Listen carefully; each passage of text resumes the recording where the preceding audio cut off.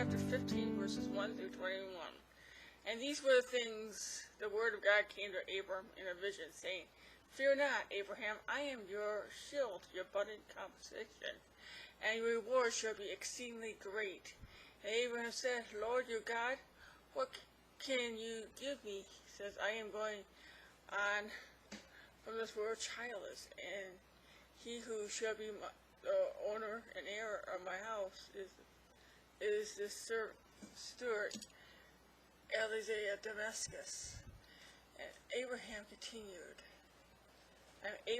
continued, Look, you have given me no child, and a servant born in my household is my heir.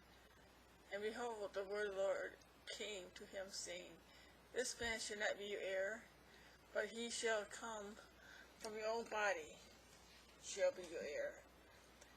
And he brought him outside his tent into starlight, and he said, Look now toward the heavens, and count the stars, if you are able to number them. And he said to him, So shall your descendants be. And he, Abram, believed and trusted, remained steadfast to the Lord, and he counted it to him as righteousness, upright standing with God.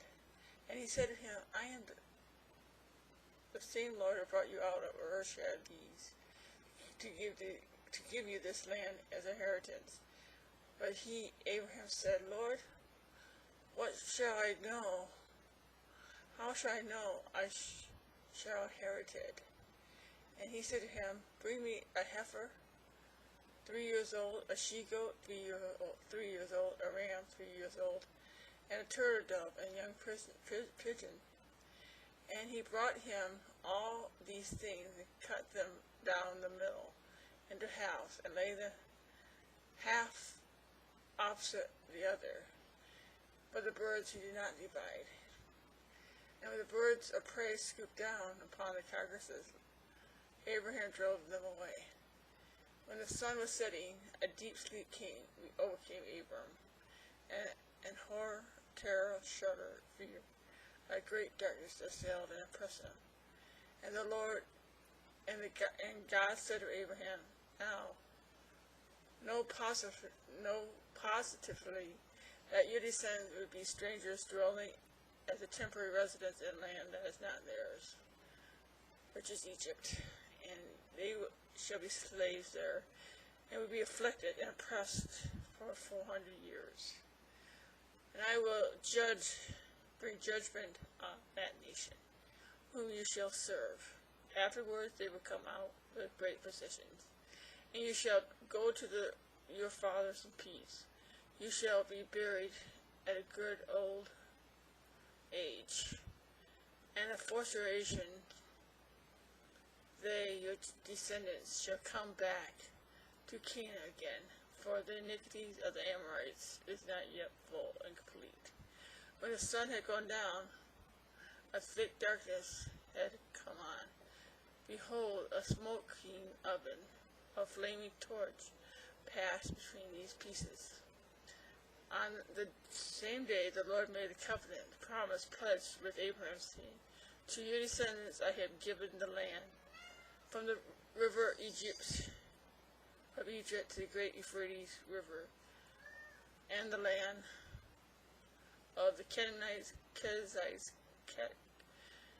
Hittites, Perizzites, and a whole bunch of other ites. Sometimes I can't pronounce these names, but if you read the verse, you can read it for yourself. I don't know about you, but God keeps his promises. No matter what we do, God promises are true, and we can stand on those promises. And we need to remember that Israel is important to God. He made a promise to protect them, and no matter what our leaders do for Israel, God will always protect Israel. And that's why in the Bible said, if you bless Israel, you will be blessed. If you curse Israel, you will be cursed. And if we curse Israel, the United States, we're going to fall. And one of the reasons why we are so blessed is because we treat Israel good. we bless her. So keep looking up, keep trusting God, keep blessing Israel, keep loving our neighbors as ourselves, and keep watching for Jesus coming, because he's coming. And be ready, because you don't want to be left behind, folks. And keep trusting God, and keep praying, and keep loving God, and our neighbors too. And have a blessed day.